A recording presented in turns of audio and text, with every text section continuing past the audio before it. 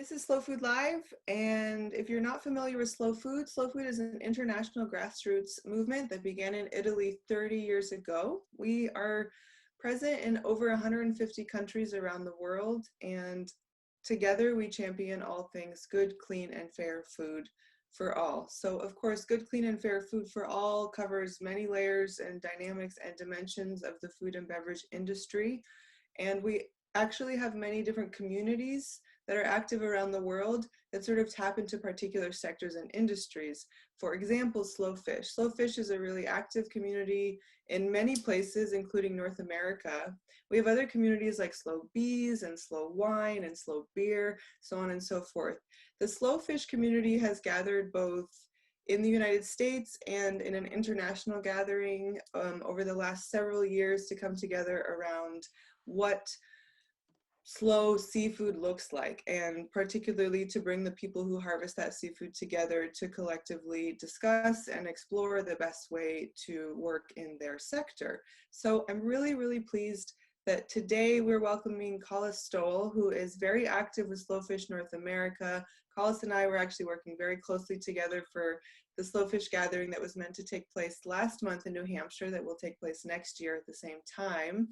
Colles is the founder of One Fish Foundation, and he works with young people on consumer education around fish and seafood. So we're really happy and grateful to have you here today, Colles, to talk to us about knowing your fish, buying your fish, where to get it, what to look for, and all of those little things that we need to think about in buying seafood. The idea here is to help you think about buying seafood in the same way you think about buying everything else that you eat.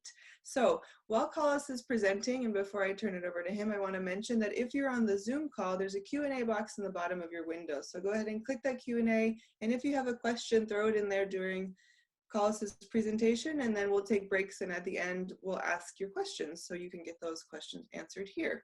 So without further ado, I will hand this over to Colles. Colles, thank you so much for joining us today. Please tell us a little bit more about yourself, and then we'll jump right in. Well, thank you, Giselle, very much. It's great to be here. It's great to be having these conversations. We're finding new ways to define community. And this is something that we were working on, Giselle and I and Anna Moulet and a whole host of 50 plus people working on for Slow Fish 2020 that we were, as Giselle mentioned, trying to put together, and we did put together, only to cancel it 10 days before we were going to go live with it. Since then, we've had a couple of webinars, which have been very special, involving voices from across North America and even in the UK, talking about the sense of community around seafood and why it's really important these days. And as Giselle said, one of the things that I've been noticing, and the reason I started One Fish Foundation was to get people to think differently about seafood. And more importantly, when I'm talking to, whether it's sixth graders or college students or people at a sustainable seafood dinner, I tell them I want them to walk away thinking about buying seafood the same way they buy eggs or produce at a farmer's market. Because that kind of connection matters. Knowing who your producer is or where it comes from, knowing the story behind the seafood matters. And what's happening these days, and I think we're all kind of experiencing it at different levels, is that we're beginning to rethink food systems. We're beginning to actually, and hopefully a larger population of people are beginning to think where their food comes from matters, and if you can get closer to the source, that's huge. And that's also true for seafood, and that's what we want to get into. So One Fish Foundation is a nonprofit that I set up to bring that kind of message into classrooms. I'll bring a lobster trap or a turtle excluder device or a trawl net into elementary or middle school classrooms just to give them an idea of where seafood comes from. And then in high school, we'll start talking about not just different harvest methods and ecological impacts of that, but climate change as well. And then in college, I will talk about the intersection of climate change, policy, and markets, and why these all can interact to sort of shape the story of the seafood that we eat. So what I want to do, and I'm going to go ahead and share my screen here with you so that we can get on with what I'm looking at here. Hold on. This one right there. Okay. Hopefully everyone can see that. So this right here is Russell Kingman and Shannon Eldridge, and they're on a boat where they're working on a weir. And a fishing weir is basically a fixed net in a channel, and they use those dip nets there to pull out. You can see this is a boat full of mackerel. This is one of the more sustainable ways of fishing if you know how to target it. This is a drift netter out of Bristol Bay, Alaska, belonging to my friend Steve Currian, and they're fishing for salmon. So when I talk about seafood sustainability, and of course, yeah, we all recognize that the term sustainable gets kind of mushy and it can kind of flex one way or the other. And if you go down the sidewalk and you ask 5 different people what sustainable seafood is, you're going to get 5 different answers. The way I look at it, sustainable seafood first starts with local. And what I mean by local, the definition of local is changing. As my friend Josh Stowell from University of Maine and also Local Catch Network says, local is becoming less defined by geography and more about relationships. Basically, if you know your fisherman or fish harvester, you know the story behind it, that's important. I mean, I have a bunch of sockeye salmon from Steve Currian that he caught in Bristol Bay, Alaska, but I know him, I know his process. And to me, that's one version of local. Abundance, it kind of speaks for itself. We don't want to be hammering species that are having a hard time sustaining themselves. And then this is the slow food value of good, clean fare. I mean, it does translate to seafood. You want seafood that has been harvested responsibly. You want seafood that hasn't been pounded with chemicals when it's been, for example, finfish aquaculture. And you want seafood that has been done in a way that pays the fisherman a fair price, avoids a lot of the things like slave trade, all of those things, and compliance. And again, that goes to slave trade. It goes to mislabeling. It goes to transshipping. It goes to over harvesting. All of these kind of things that actually, on a global scale, it's a $21 billion problem for the industry. So it's something to think about. What I'd like to do with you all, first of all, is to sort of set the table a little bit about why our decisions matter, why the choices that we make about the seafood that we buy matters. And we're going to do that by looking at the domestic and global seafood consumption dynamic, because that gives us a pretty good perspective of why we should be thinking about this a little bit more in depth. So I'm betting that many of you already know that first statistic, that 90% of the seafood that we eat is imported. Now, I learned this, I don't know, maybe 7-8 years ago. And when I first read it, I'm like, what? For me, that was a bit of a surprise because I grew up in New Orleans. I grew up in New Orleans in the 70s, and we used to pile in our old beat up Buick estate wagon, drive down to Plaquemines Parish, and not only get the citrus when it was in season, but we'd also get shrimp and oysters. I mean, the shrimp, we would get a bushel of shrimp, and it was still flicking when it got put into the basket. So we could pretty much step anywhere at that time and get local, fresh seafood. But look at how much that's changed in just a short time. It's doubled. So literally 45% of the seafood that we ate in 2002 was imported. Now it's 90%. And depending on who you talk to, some say it's more. This is no surprise. Shrimp is the big dog, so to speak. It accounts for 30% of all of the seafood that we eat in this, that's imported. Now, here's the kicker.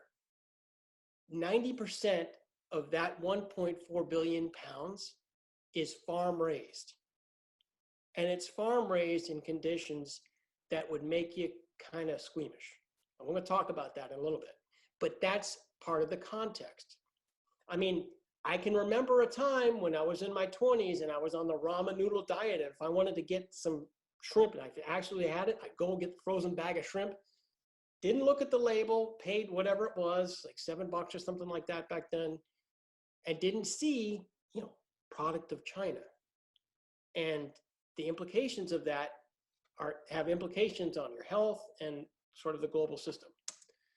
Salmon is the second most imported seafood that we eat. And again, much of the salmon that we eat, particularly if you see something that says wild Atlantic salmon, there's a problem, because there is no wild harvest for Atlantic salmon that's commercially available in the United States. If it's coming from somewhere else, there's a little bit of fishery somewhere in Iceland, but it's not happening. So most of that it's all farm raised. If you can get it from Alaska or the Pacific West Coast where it's done correctly, great. But there's implications with the huge industry behind the aquaculture that's driving shrimp and salmon. This was a study out of Bates College back in 2014, I believe. Average distance between boat and plate is 5,000 miles. This goes right back up to that import stat. So again, if it's traveling that far, how close are you connected to your seafood? So that kind of ties in with the rest of it too, that 50% of it is farm raised.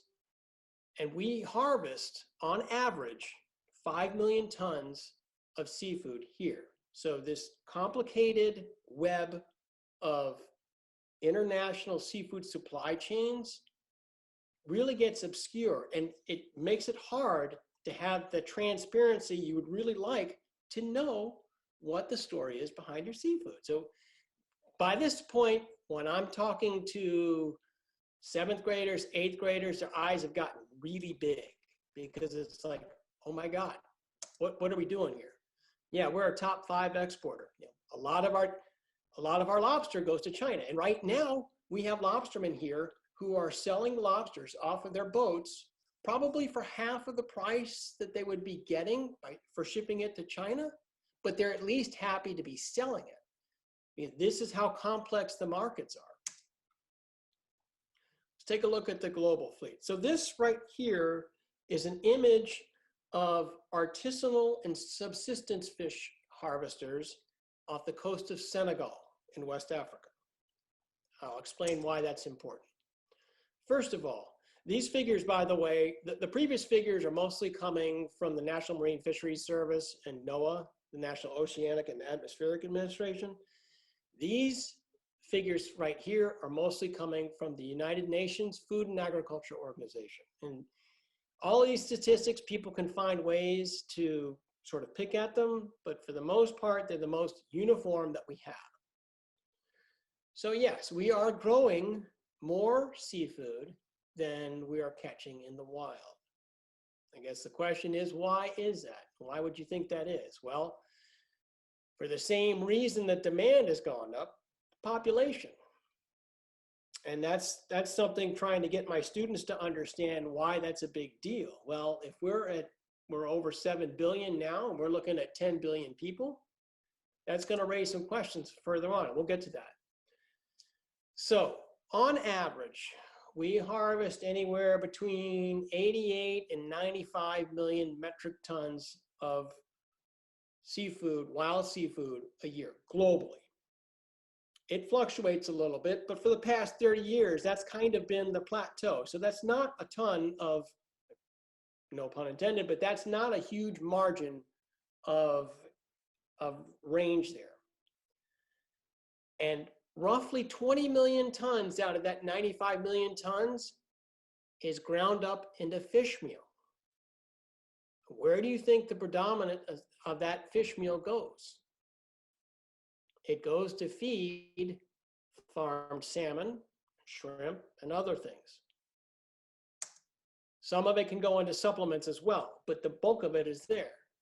Now, 90% of that 20 million tons that is going into fish meal could be eaten by humans, could be direct human consumption.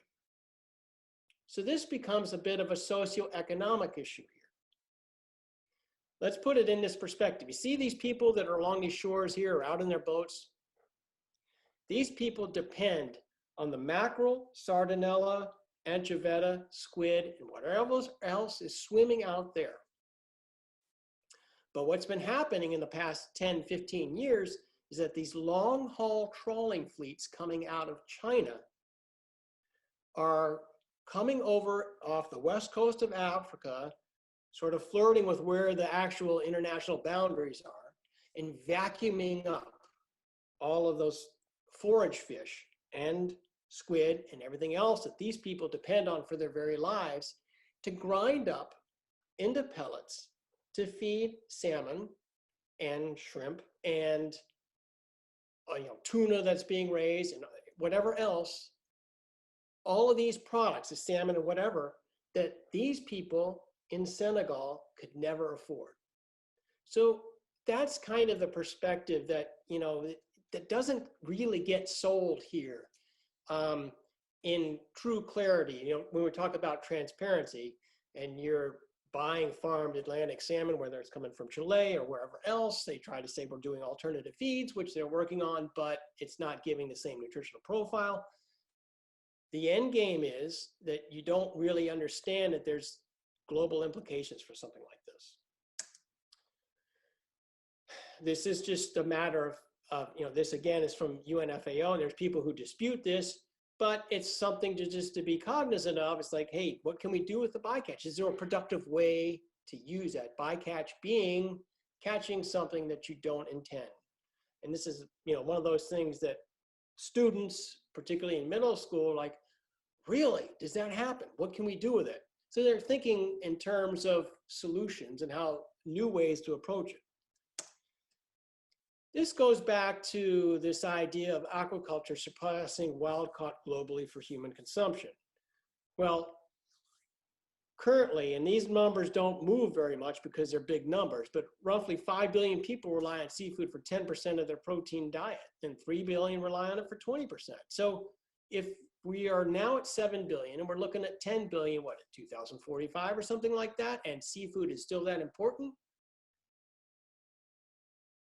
the people who are in the aquaculture industry, particularly the ones that are doing the high protein stuff around salmon and stuff, they're saying we're going to feed the world, but they're not showing this other side of the narrative where we're talking about what's happening to the forage fish, what are the byproducts of the, trying to do it with soy-based feeds, which also gets into this whole thing about where are you growing the soy, who's behind it, what kind of money behind it is it? We're talking about Monsanto effect or something like that. So all this stuff has an implication. It's something to think about. And again, not all aquaculture is bad, and we're going to talk about some very good aquaculture as well. So just taking a breath here, checking in. I know I'm throwing a bunch of information at you, but I just want to at least sort of set the table a little bit about why we want to know the story behind the scene. Because if we don't ask the questions, we may be eating something that has those kind of socioeconomic impacts. So are we good to keep going, or? Yeah, Colles, maybe we can answer one question that we have, which is, you mentioned farm-raised operations a little bit. I imagine you'll probably talk a little bit more about that, but Mary has asked how we can differentiate between the quality of different farm-raised operations, as she knows they're not all created equal. I think we hear a lot of different things about, yes, farm-raised fish, no farm-raised fish, and it's a little hard to tell, well, which one is it and what do I look for? Do you have any comments on that, or is that something you'll cover later? I mean, yeah, the one thing that I stress always, whether I'm in a classroom or whether I'm talking to people at Sustainable Seafood Dinner, is seafood eaters, I try to stay away from the term consumer because it kind of, I don't know, it's taking a sort of a sour turn, but education, information is everything, and asking questions is everything. So when you get into industrial scale situations, you're already sort of flirting with adverse ecological impacts, and we could go on and on about that.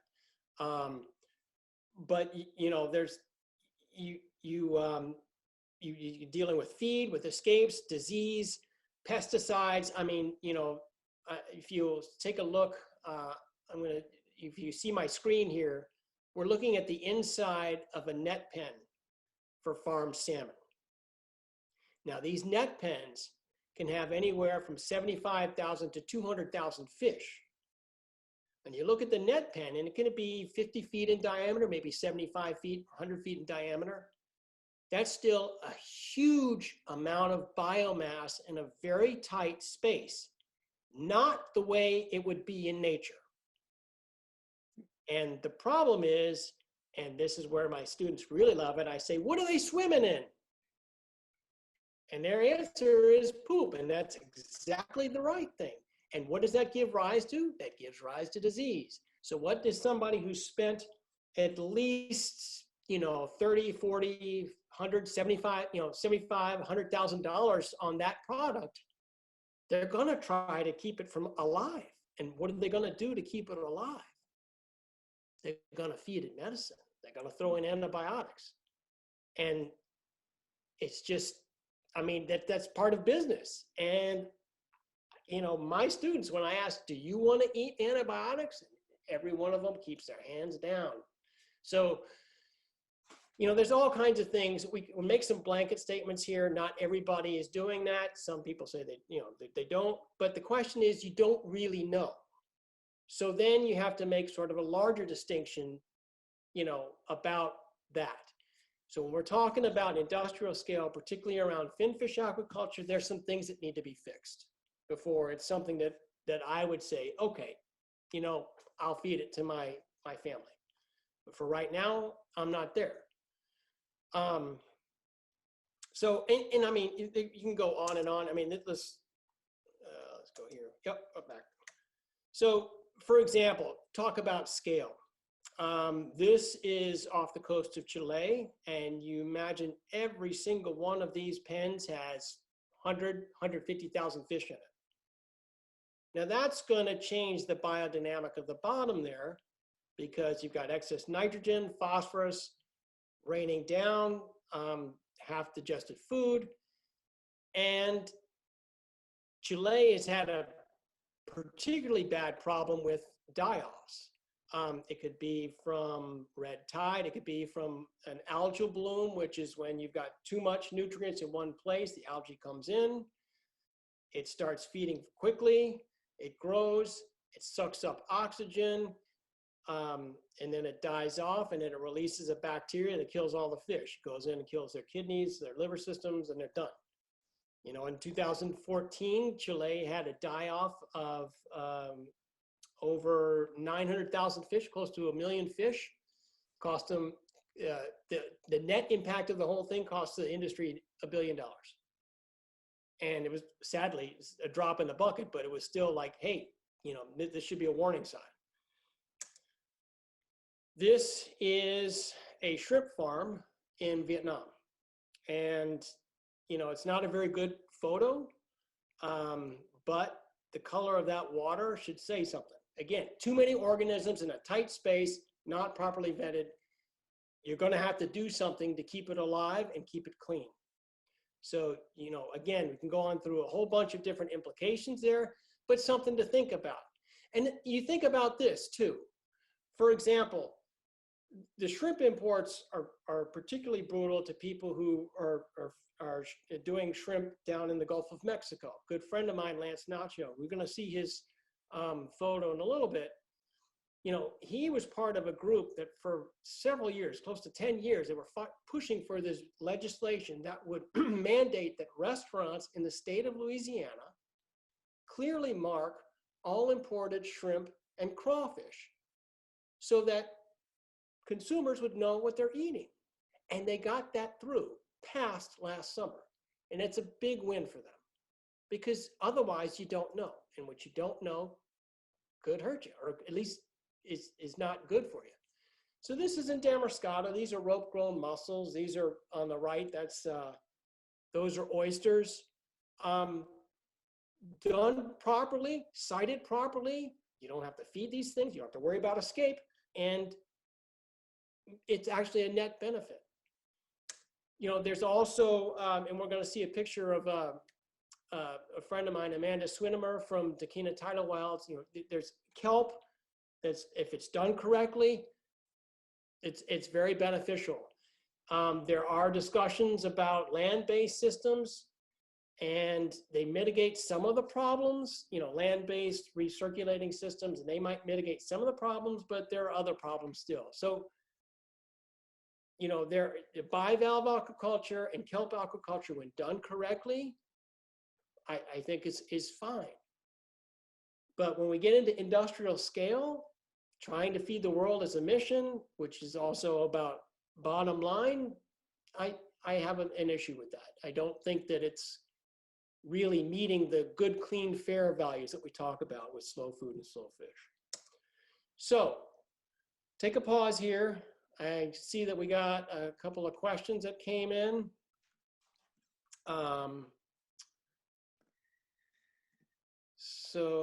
Yeah, so the questions we have, let's grab this one. So some questions about frozen seafood. We have a pretty good geographical spread in the folks that are on this webinar now. So if I'm not necessarily near an ocean or a river or a lake or wherever else I might get my seafood, and I think there's a number of different labels. As a shopper, this is confusing. Is it wild caught, but also frozen? And is that okay? Is wild caught the primary thing that I'm looking for, or is it fresh that I'm looking for, or more the species and how far it might have traveled to get to me? Yeah, so that's a great question, and you could spend hours on that. So I'll do the best that I can. First of all, labels, all the different labels that you might have seen, Marine Stewardship Council, you got the red, green, yellow, or is it red, yellow, green stoplight thing for Monterey Bay Seafood Aquarium. And, there's a host of others. And all of them try to steer people to, in one direction or other based around a certain set of values that they may or may not have. And all of them have issues. And a lot of those issues have to deal with, first of all, where the narrative is coming from, Marine Stewardship Council. I spoke with the first executive director for the Marine Stewardship Council a few years ago, Brendan May. And very interesting story. And it was just to hear him talk about it. One of the reasons he got out of it was because it was becoming a process for how to distribute the money, and rather than being sort of a holistic approach. And so, and often the case is that the evaluating agency or company was within the community that was being evaluated. So it's sort of like the fox minding the hen house. So therefore, the neutrality of those evaluations were called into question. And for Seafood Watch, I know that they're trying to be more adaptive, but they're still kind of static. There's fish on there often, there's fish that aren't on there that should be, and fish that are on there that shouldn't be. And there's different types of harvest methods that they've got on there that have raised red flags. So I think instead of trying to surrender the decision to someone else, I think it's really important, if you care about the seafood that you eat, to sort of take it upon yourself to learn a little bit more about what's local. I get the question all the time, what about if I live in Kansas? It's a great question, because it's not like you're getting seafood off the docks that day. So you need to find out what's available, first of all, there, and then find out the best you can where it's coming from. And so one of the things that I talk about, when this question comes up, particularly in classrooms, is like, look, if you can buy something that was locally harvested, great. If it's regional, great. If it's domestically harvested from a good fishery, that's still 9 times out of 10 better than buying something that's been imported, because you're at least supporting the domestic supply chain. That's not always the case, but for the most part it is. And particularly these days where our supply chains are changing before our eyes, you really want to figure out who you can get. So we'll talk about this a little bit more at the end, because I've got some resources for that, but at least to just sort of address that question now. Thanks, Colles. So what I'll do right now is to start to talk a little bit about slow fish, for those of you who may not be familiar, about what it is, what we do, and how we try to help bring these stories forward. So, and I gave this discussion in San Francisco at Slowfish 2018, but it's still true.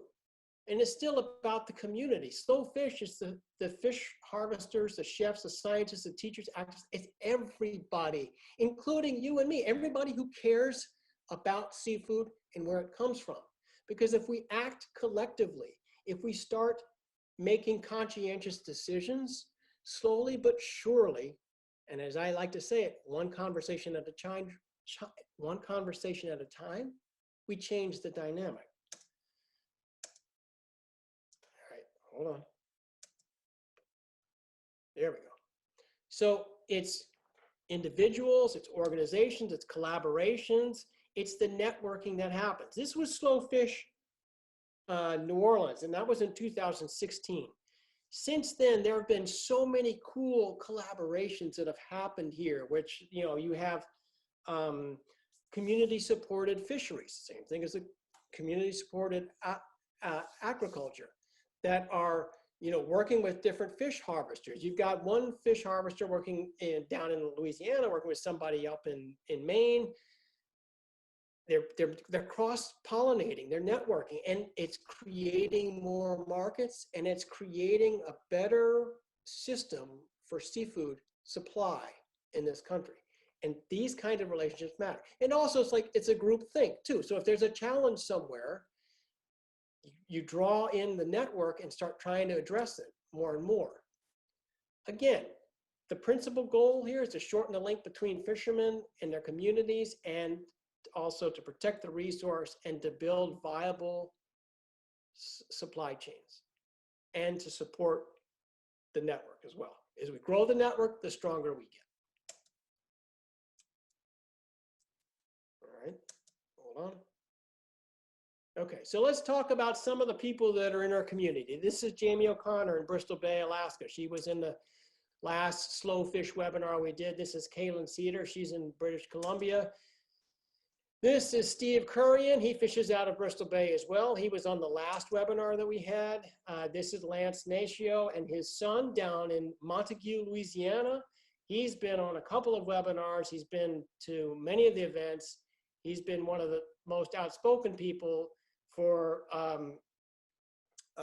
driving that local, clearly marked seafood. He was the one who got that bill passed in Louisiana. This is Jason Jarvis out of Rhode Island. And this is Charlie Lambert, and he's out of Santa Cruz. He's got a CSF called Ocean to Table. And then it's just a few more that we have. This is Jordan Castlonger. She was also in the last Slow Fish webinar. She was also on a local catch webinar. She's down in San Diego with the Tuna Harbor Dockside Market, which is this fabulous market where fishermen pull up in their boats, unload, and sell directly to the public. And they're still doing it today, these days, on the weekends. Social distancing, you've got a full sturgeon, a mature sturgeon's length between each other, but it's working and people love it. Just a couple more. This is Amanda Swinimer from Dakina Tyler Wild. She's doing wild harvest of kelp. Over here on the right in the blue, that is Kelly Fukushima. This is again at the Tuna Harbor Dockside Market. He was on one of our webinars. This is Anna Shellam of Shellam Seafood down in Wilmington, North Carolina, where I used to live. She does wild harvest of oysters, clams, mussels, and brings them directly to restaurants. They love her product. This is Lucas Raymond out of New Hampshire, coastal New Hampshire. He works with often with the New Hampshire Community Seafood. He's been to Slowfish 2018 San Francisco. And this is my dear friend Melanie Brown. She also works out of Bristol Bay, Alaska. She taught me how to pick sockeye out of a set net. God bless her, because she had to have a lot of patience because I didn't know what I was doing. Again, these people are just some of those folks that are in our network that are working for change. These are some of the chefs that are in our network that have been doing great things in different events. Drew Deckman down here, he's in Baja, Mexico, and this is in Slowfish, New Orleans. That's Lance next to him. This is David Vargas from Vita Cantina in Portsmouth, New Hampshire. This is Chef Dana Hahn down in New Orleans. He's doing gumbo. My friend Chef Keith Rhodes out of Wilmington, North Carolina. This is Matt Lewis, who just ran a marathon to raise money for his staff because his restaurants are closed. This is in New Hampshire as well. This is Chef Evan Mallet, Black Trumpet down in Portsmouth, New Hampshire. We're going to be talking about him because he's going to be doing the next discussion about how to process a fish nose to tail. This is Matthew Dolan, and this was the seafood throwdown at Slowfish 2018. I'm afraid I can't remember that chef's name, but and again, the chef community is important. Having their discussions there on the front lines of talking to people about why their sourcing matters. So these kinds of things, this event down here with Evan and this event with Matt, where these were sustainable seafood dinners that we did to try to bring people in to meet the chef as well as the fishermen who caught the fish that they're eating. Drawing those kind of connections are important. So we'll pause here to check in because I'm going to give you a resource in just a second. Do we have any urgent questions right now? How are we doing? Well, we're doing good. We do have a few questions, and I think one curiosity is, I'm going to put two of these questions together. What is the role of government agencies in enforcing health and security standards on farm-raised fish? Somebody is asking about the World Health Organization, or what should the government or industry do to tackle these issues? I think that we want to make this conversation a little bit more about the individual eater pursuing seafood for their home, but if you have any thoughts on that? Yeah, it's very complicated. Let's talk about domestic first. We did a webinar about last year, and Jennifer will share a link with you. It's on the Local Catch website. This was the Slowfish 201 series of webinars, and I'll show that to you in just a minute. Did I skip past something here? I must have, huh? Hold on, I'm gonna go back because I'm wondering if I did. But anyway, yeah, I did kind of skip past, so you'll forgive me. We did a webinar, and the matrix of federal agencies that actually are involved in policing seafood in the United States, there's 4 of them.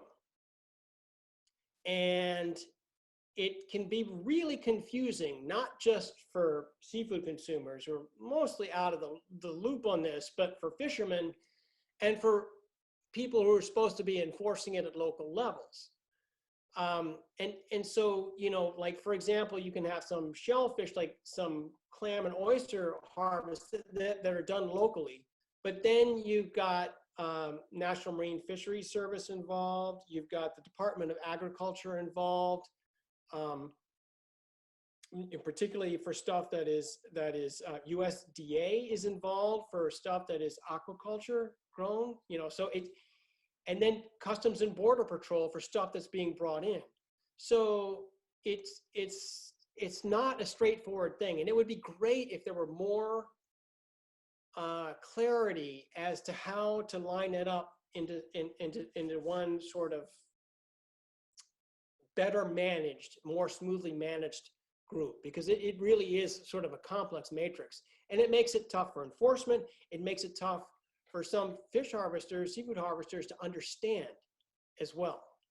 So, and on an international level, you multiply that when you're dealing with different countries that have different views. I mean, everybody's got the 200-mile zone of the exclusive economic zone, which is supposed to protect waters out to 200 miles, but that often gets flouted by countries or within countries that don't have the money to actually police it and enforce it very well. You have, complicated routes dealing with tuna, which can migrate from the Mediterranean Sea down to the Gulf of Mexico. So it just makes it really complicated. I wish it were better, but the best we can do. Again, this is one of those things where I say when you're finding out the provenance of the seafood that you're buying, and you're looking for something that is domestic, it's probably better than something that's been shipped in, because the United States has some of the best laws regarding fisheries management, even though there's lots of questions there, but there's still, on the whole, it's still better. One thing, I skipped past the slide, and I apologize, but just a real quick thing about who Slowfish is. So, we've had these gatherings in New Orleans and San Francisco, and in 2021 in New Hampshire. We've had a lot of people coming from all over the place to share their stories and sort of bring this kind of the values, uplift the values that we're supporting. And we're doing this again with these webinars, like again, the 201 webinar series where we're talking about seafood supply chain, and then the Crewed Together webinar series, which we're just now doing. The next one will be on June 5th, when we're going to talk about salmon. So you can check back on the Slow Food, Slow Fish website to get more information on that, because we're going to talk about salmon on both coasts and sort of the supply chain and some things, challenges and solutions and interesting stories behind it. So I'm going to scroll down here real quick and go back to this one. So Jennifer, my intern, Jennifer Halstead, everybody, who I couldn't do anything without, she is going to pop open the screen on local catch seafood that I was just about to pop open. That's slide 14. And she's going to show you this,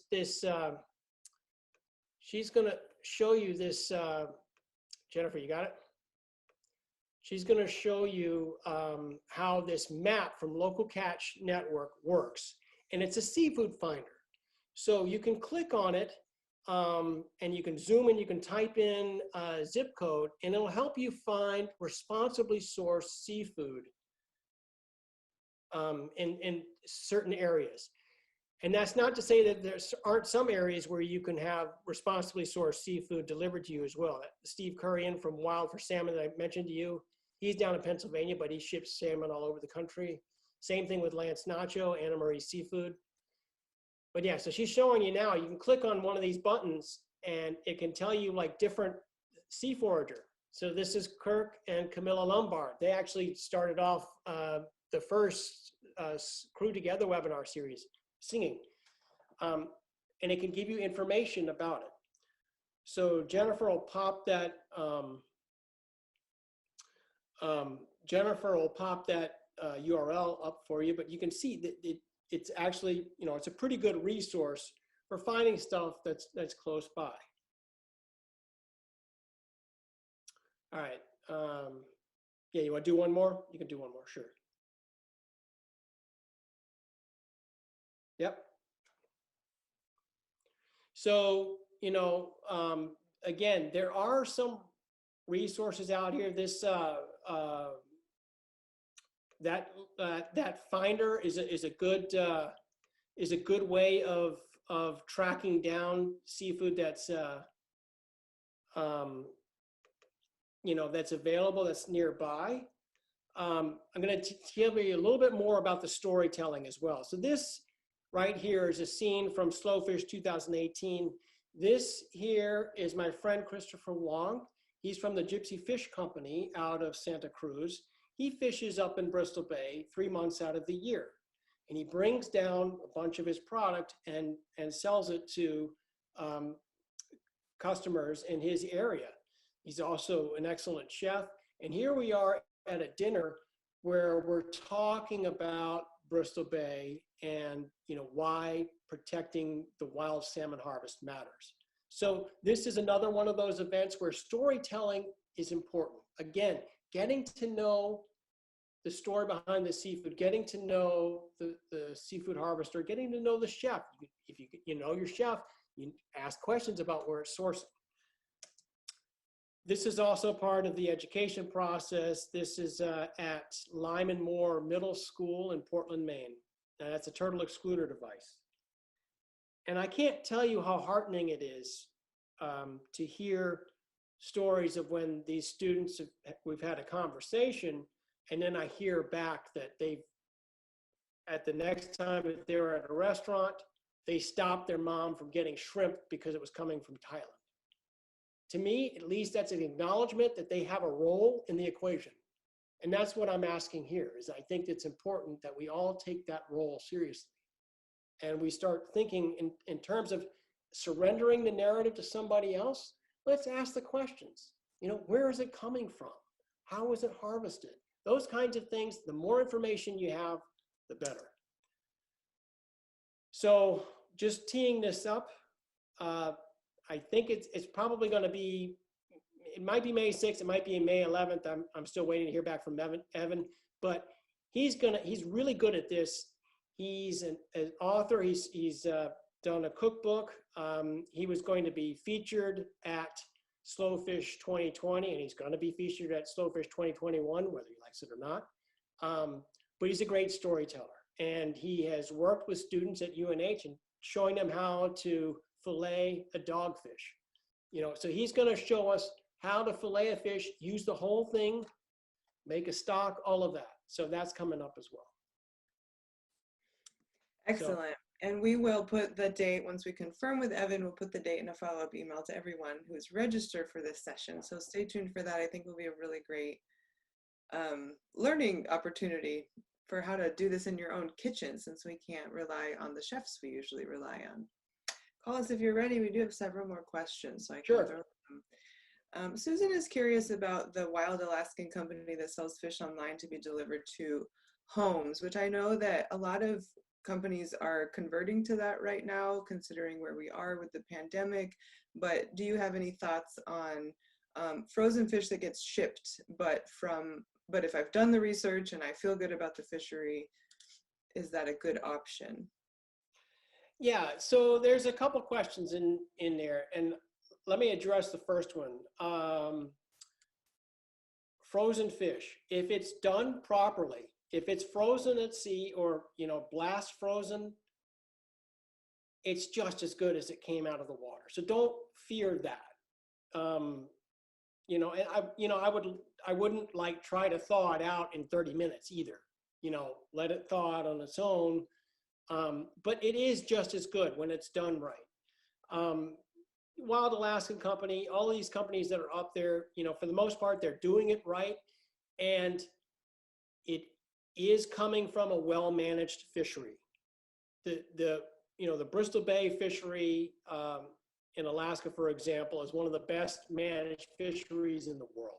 They really do take care to ensure that there are plenty enough fish moving through to propagate the species. I saw this firsthand last summer when I went up to Bristol Bay, when I did some set net fishing with Melanie, and then later when I did some fly fishing upstream. And I just saw this parade of chrome sockeye swimming up. It was just one of the most incredible sights I'd ever seen in my life. And it's because they manage it. They manage it down to the minute. They give you like a 36-hour window to fish, then they stop to make sure that the fish are coming through. So to that end, those kinds of companies, that's fine. I think that's fine, because that goes back to what I was saying before. The definition of local is changing. It's becoming more about relationships and less about geography. And if you feel like you can trust the source of it, get it. I mean, it's still better than getting something that's been imported. Mm-hmm. Great. Yeah, I like that you point out that the definition of local is changing and sort of has to change, especially when it comes to seafood. We're not all that close to seafood, Yeah. so it's a good opportunity to forge a relationship or get to know a little more. Um, let's see. So you talked a little bit about what to look out to. Rodrigo is asking about sushi, which I know can be really tricky. I think a lot of the standard sushi menu items are a little bit sketchy when it comes to the types of fish, lots of imported fish in there. So I think that to bundle a couple other questions, um, aside from asking, which you have suggested is probably the best method, but when we can return to restaurants, this may be a question we're going to come back to in a few months, but um, what do we look out for on the menu? Is asking my server the best way to find out about the fish, or do I do some research on the chef before, if the standards and the labels are not totally on or easily, you know, this is this and this is this. It's a little bit hazy, but what can I look for in a sushi restaurant, or how do I know the fish that I really should stay away from? Wow. Yeah, I mean well, it's a good question. It's a pretty broad question because there's a lot of things on there. For example, if you're really concerned about mercury, then you're going to want to do some more research on that. But in general, if you're at a restaurant and you ask a question about where the seafood's coming from, uh, one of a couple things happens. If the server can tell you or goes back and asks the chef and gets that information, okay, that's good.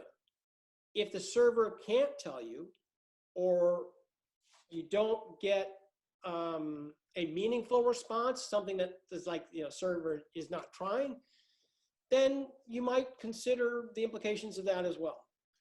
Um, you know, it, I believe that chefs that care usually really take the time to train their staff so that the staff either knows or is perfectly willing to go and get the answer and share it.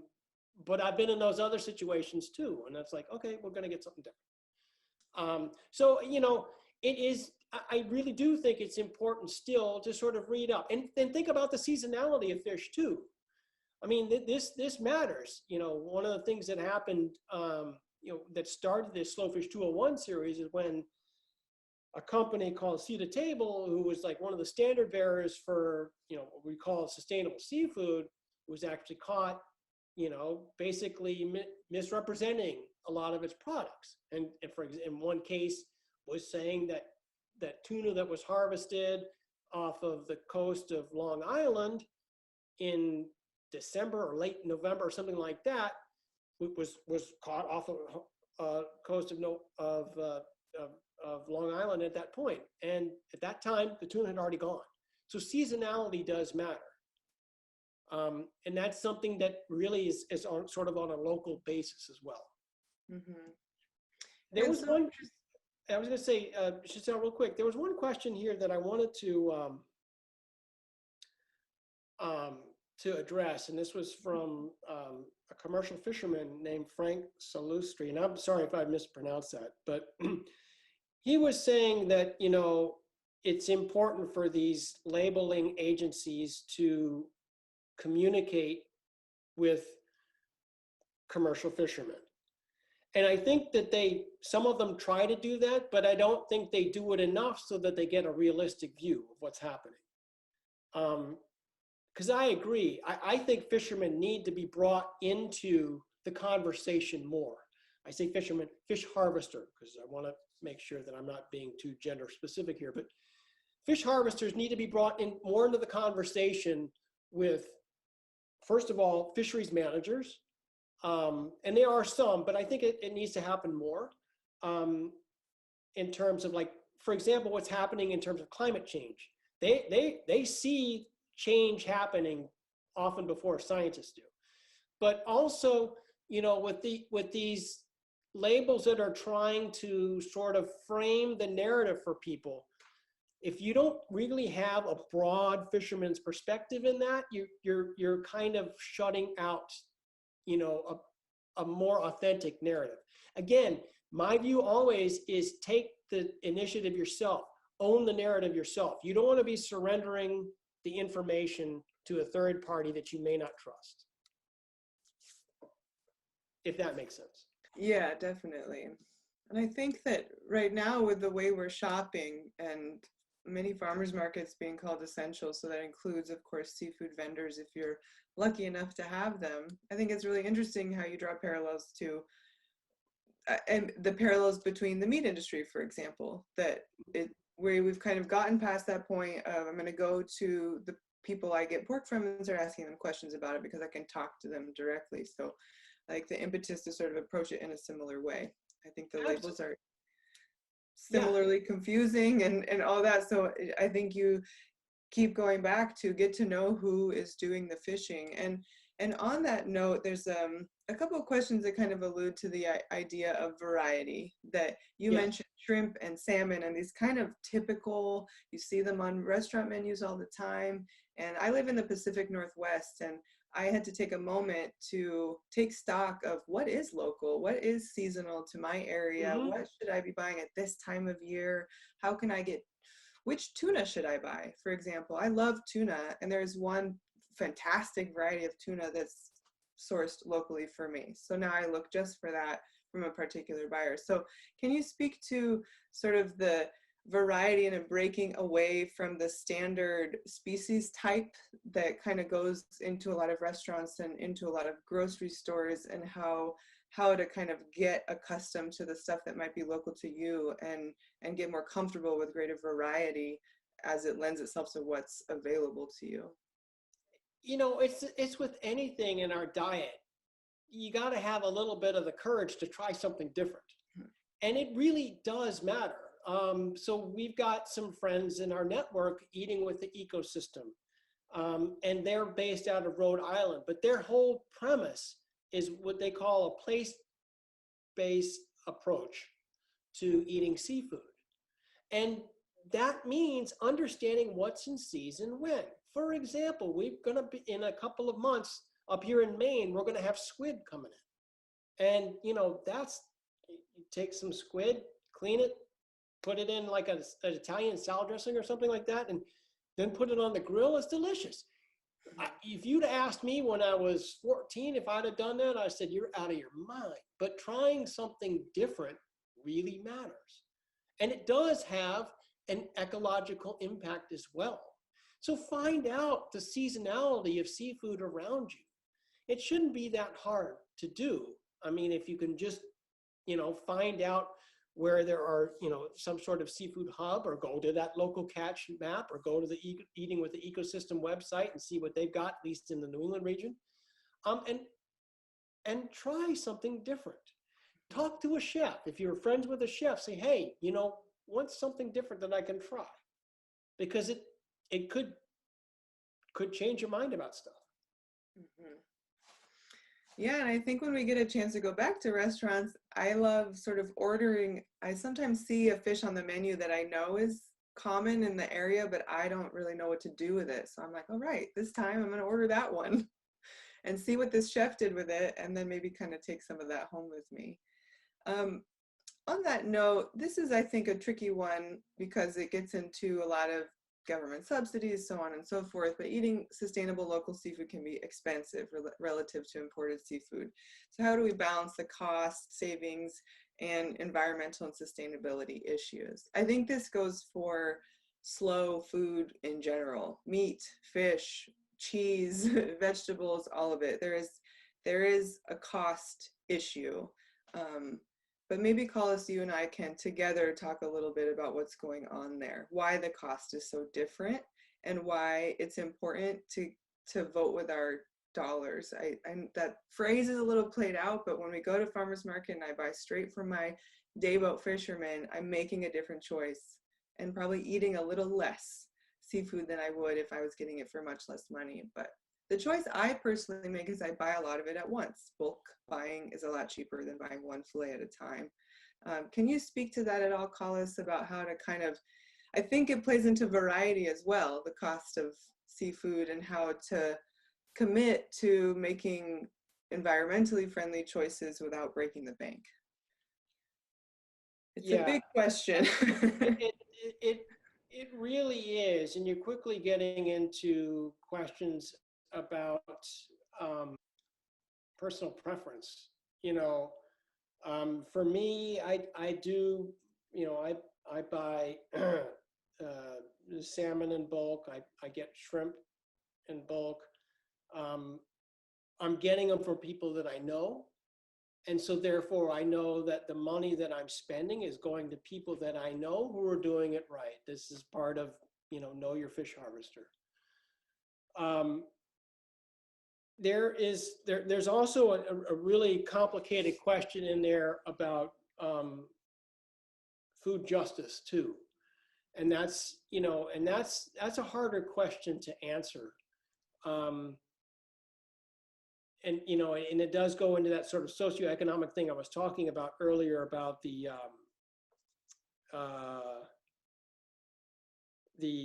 what's happening in the west coast of Africa. I personally think that the variety bit of it will help with that discussion of finding seafood that maybe is more affordable in your range. Um, it it's again part of that kind of getting to know the seafood around you, or what is available, or what you can get. Um, I agree that it's a complex market, and we don't have enough time here to really dive into that. But I think that variety speaks to being able to, for example, up here, butterfish. Butterfish are these little fish that are maybe like 5 inches long. They're thin, but they're just awesome. You just season them, throw them on the grill, and they're done, and they're delicious. They're pretty affordable. You know, getting squid that you have to clean yourself, that doesn't, that can be fairly affordable too. It's a matter of finding something that you like or trying something new.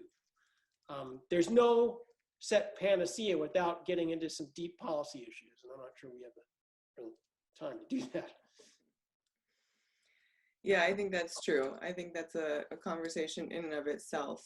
I'm going to throw one more question your way and then talk a little bit about how to get more involved in slow fish. There are a couple of these are pretty big questions, like the best way for a sports fisherman or woman to encourage slow fish. And I would encourage the person that asked that question to get involved in the conversations that the slow fish community is having. The webinar series that's happening once a month is a great way to do that. All of those people are encouraging slow fish in their own world and in their work. And so there's a lot to be learned from them. Colles Stowell is asking about health issues of seafood from the Gulf in light of recent studies showing that there's still some evidence of increasing and ongoing exposure causing a decline in seafood. Do we have reason to be worried about seafood in the Gulf if we're living in that area, and that's where largely we're sourcing our fish from?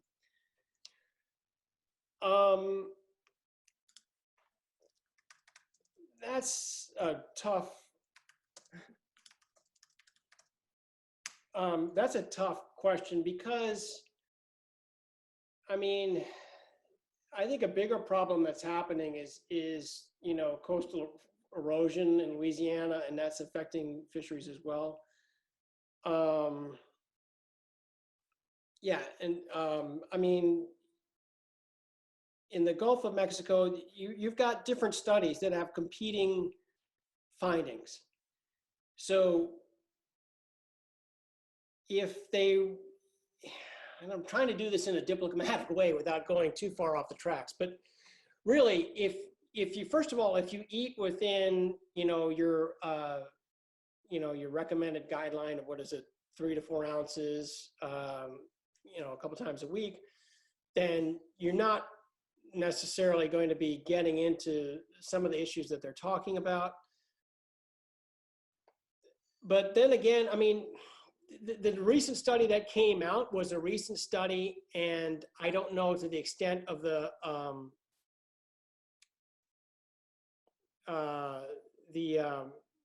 peer review on those.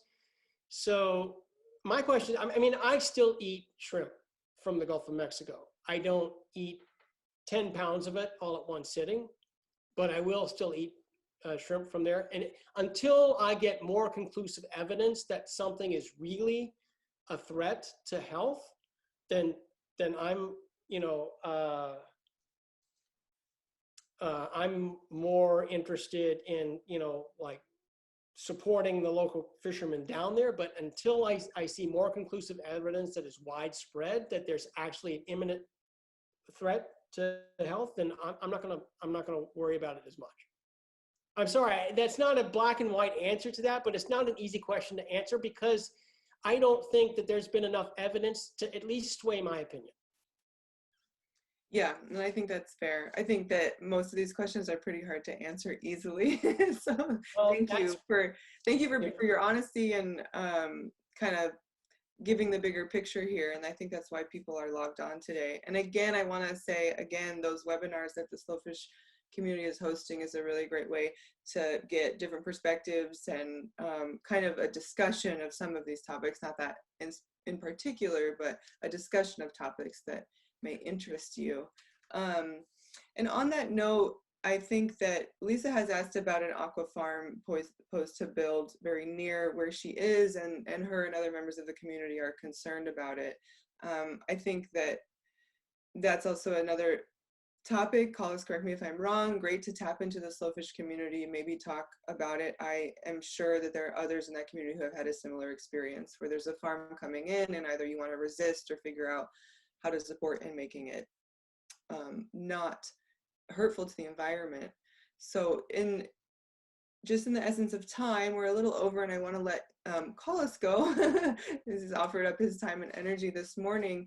So I think to close this off, we'll send an email, a follow-up to all of you, and I'll give you information for the Slowfish webinar series. I really recommend and encourage you to join those. It's an incredible group of people, extremely intelligent, really active in their industry as Colles is, and they're from all over. So they're from all over North America, and you'll get to hear from different people in different places, including Canada, either coast and the Gulf and so on. And on another note, Slow Food has launched a national resilience fund, and the purpose of this fund is to support projects happening on the local level. And Slowfish is obviously, we're close with the Slowfish community and we're hearing from them and we're listening to them, and there are a couple projects happening there, like a family-based fishery that is generally in the past has sold just at the local market that's now trying to go online, and they need support with how to build that online shop. And this is of course a whole different business trajectory for anyone that's used to doing things in person. So we encourage you to take a look at the National Resilience Fund and see what's happening there. If you're inspired to support, there's definitely some fish projects happening with the support of grants from the National Resilience Fund.